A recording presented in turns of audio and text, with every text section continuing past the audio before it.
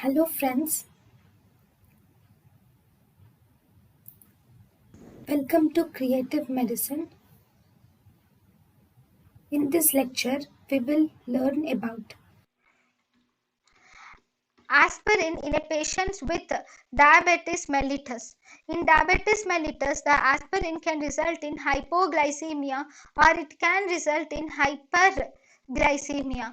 In hyperglycemia, aspirin will mainly increase the utilization of glucose and thus it will decrease the blood sugars will decrease, and because the blood sugars will decrease, the liver glycogen will convert into the glucose by glycogenolysis, and thus the liver glycogen is depleted.